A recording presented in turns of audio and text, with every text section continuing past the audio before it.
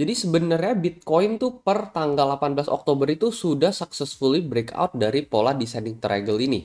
Dan kalau misalnya kalian perhatikan melalui grup Telegram Trading Candle Kalim, di sini gua update ya. Di sini kalian bisa perhatikan kalau misalkan Bitcoin sudah successfully breakout dari pattern descendingnya.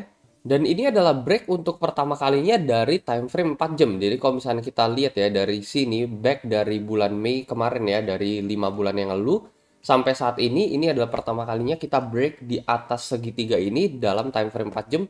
Cuman kalau misalnya kita ukur dari time frame daily, nah di sini kalian bisa perhatikan sebenarnya kita belum break teman-teman ya. Jadi dari time frame daily kita memang sempat break namun kita closingnya masuk ke dalam segitiga ini lagi. Jadi nggak bisa dikatakan kita sudah berhasil breakout dari descending triangle ini. Kemarin gue juga sempat ngasih signal ya ketika Bitcoin pump sampai 19.350.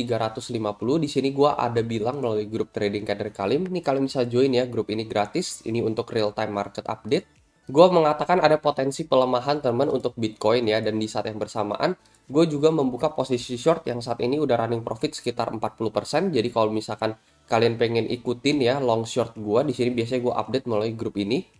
Kalian bisa join melalui link di deskripsi di bawah, atau misalkan kalian pengen copy trade gue juga, ini juga bisa teman ya. Nah ini adalah profil gue, jadi kalau misalkan kalian pengen ikutin gue trading, ya silakan teman. Kalau misalkan dirasa nggak cocok ya, disclaimer on dulu ya, kalian bisa pindah ke copy trader yang lain. Jadi kalau misalkan kalian udah copy trade, ya keuntungan maupun kerugian kalian yang tanggung masing-masing ya, jadi jangan dilempar ke gue. Ya gue nggak memaksa lah teman ya, kalau misalkan kalian pengen ikutin gue, nanti gue open trade akan langsung ke notify teman, kalian akan langsung ikutan ya. Bila mana dirasa kalau misalkan kalian udah copy dalam jangka panjang, misalkan gue sering loss atau apa, feel free untuk unfollow gue aja. Jadi di sini gue ingatkan kembali. Jadi tidak ada yang saling menyalahkan teman-teman di sini ya. Dan kalau misalkan kalian mendaftar menggunakan link yang ada di deskripsi, kalian otomatis akan masuk ke dalam salah satu partisipan di dalam kompetisi trading yang biasa gue adakan, dan gue bagikan hadiah puluhan juta USDT cash. Itu gue lakukan setiap bulan. Selain itu kalian akan mendapatkan bonus tambahan sekitar $120. Terus juga kebetulan lagi ada event khusus untuk affiliate gue juga di sini ya.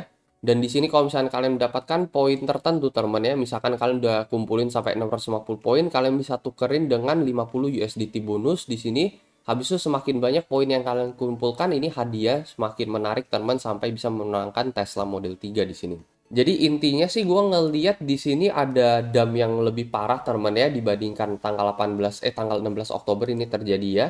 Kemarin kan kita udah sempat koreksi ya dari semenjak kita sentuh garis kematian ini lagi ya, seperti biasa ya, tiap kali kita menyentuh garis kematian ini udah berulang kali terjadi teman ya, kita selalu gagal breakout gitu ya. Kita selalu gagal breakout dari garis ini, selalu kena rejection. Jadi sebenarnya momentum atau timing yang tepat untuk nge-short melalui garis ini teman. Jadi kemarin gue juga udah sempat nge-short di sini ya, dan gue udah close trade ini di BingX juga. Kalian bisa perhatikan profit sekitar 56%. Ini short yang gue lakukan dari level 19.800 exactly ketika kita menyentuh garis ini. Habisnya kita turun di sini, habis itu kita naik lagi di sini ya. Nah cuman naik ini ternyata gagal breakout teman ya. Gue expect sih kita untuk lanjut naik ke level 20.000 kemarin, cuman ternyata gagal. Kita malah terkoreksi lagi teman ya, dan koreksinya bahkan nggak main-main teman ya, mending koreksinya balik ke level ini, ke level sebelumnya di tanggal 16 Oktober. Tetapi ternyata di sini kalian perhatikan kita membentuk new low teman ya. New low ini bukan new low yang terjadi di tanggal 13 teman, tetapi support yang lebih rendah dibandingkan di tanggal 16. Jadi ibaratnya kita udah koreksi, abis itu kita koreksi yang kedua kali ini melewati koreksi yang pertama. Nah ini memberikan pertanda bahwa sell off untuk Bitcoin ini masih belum selesai. Jadi masih ada potensi pelemahan. Sellernya ini masih jauh lebih banyak dibandingkan buyersnya untuk jangka pendek. Terus kalian perhatikan di sini kan ada hammer teman ya, ada candle hammer 4 jam nih teman. Nah bisa jadi teman ya, pump yang kita alami semenjak kita mengalami hammer 4 jam ini adalah untuk kita nge-fill area tersebut lagi teman. Jadi untuk kita filling ya, mengisi area tersebut lagi sebelum akhirnya kita benar-benar dipompa ke atas. Dan ini udah pernah sering banget terjadi teman ya. Candle hammer 4 jam seperti ini yang terjadi di tanggal 13 Oktober. Kalau misalnya kan kita flashback teman ya, misalkan let's say balik ke tanggal 26 Mei di sini ya. Ini kita mengalami candle hammer ini teman ya, berbatasan dengan dekat area support di tanggal 12 Mei ini ujung-ujungnya kita juga filling area ini lagi teman ya. Jadi kita udah membentuk candle hammer, abis itu kita masuk ke dalam candle hammer ini lagi. Koreksinya ini cukup dalam teman ya. Sama seperti mungkin ini teman-teman, dimana kita akan filling area hammer ini lagi teman, balik ke level 18.500, 18.400 gitu. Terus sebenarnya salah satu main point kenapa gue bisa ngelihat weakness itu terjadi ya, sebenarnya ini juga udah pernah terjadi di tahun lalu bulan Mei. Ini kalian perhatikan, ini adalah versi yang lebih panjangnya aja, versi extended ya. Ini kalian perhatikan candle hammer 4 jam seperti ini. Habisan kita langsung mantul ya, dari sini langsung mantul ke level 36. Nah, habis itu kita mengalami koreksi teman di sini. Nah, ini adalah gagal breakout yang gue bilang tadi teman. Dimana harusnya kita menuju ke level 20.000 US dollar, cuman kita gagal breakout di sini. Dan kalian perhatikan, ini koreksinya juga lebih dalam dibandingkan yang sebelumnya. Di tanggal 22 Juni kita ketemu candle hammer seperti ini, abis itu kita di pump teman ya, kita di pump besar-besaran. Ini yang exactly kita lihat saat ini di tanggal 13 Oktober, dimana kita membentuk candle hammer, abis itu kita di pump besar-besaran. Jadi dari sini pump 1, abis itu koreksi 2, pump ketiga, koreksi 4, dan pump kelima di sini ya. Terus ini yang pump 0 ke 1, habis itu koreksi 2, habis itu pump ketiga, habis itu koreksi keempat. Nah, jadi di sini kalian bisa perhatikan ya, bahwa dam yang nomor 4 ini lebih rendah dibandingkan dam yang terjadi di nomor 2, teman. Sama seperti ini, dam nomor 4 ini lebih rendah dibandingkan dam nomor 2, teman. Kalian perhatikan ya, ini menandakan weakness ya, ada potensi seller sini masih belum selesai ngejual, teman. Terus ya kalian bisa lihat teman ya, setelah semenjak kita sentuh nomor 4, well memang kita rebound ke poin nomor 5 di sini. Habis itu apa yang terjadi? Kita sell off lagi, balik mengisi area candle hammer yang ada di time frame 4 jam di tanggal 22 Juni tahun 2021 ini. Jadi ini mungkin bisa dibilang wave terakhir ya, wave ke-6 sebelum kita membentuk pola bull run teman ya, sampai menuju ke level 1 miliar setelah ini. Ini kan bottomnya teman ya, habis itu kita menuju ke level 1M. Nah, maybe itu yang exactly gue lihat saat ini teman ya. Nah, permasalahannya adalah apakah wave yang nomor 5 ini sudah selesai atau belum teman.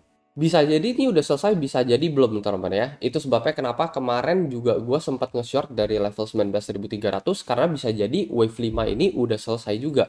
Habis itu ya setelah ini apa? Setelah ini ya kita menuju ke wave 6 di mana kita akan turun ke level 18.500-an untuk Bitcoin. Tetapi well memang ada probability ya, ada probability bahwa yang nomor 5 ini bisa aja belum selesai. Nah, in case kalau misalkan ini belum selesai, mungkin gua akan set SL plus teman di sini ya. Jadi gua akan set gua nggak untung, gua nggak rugi.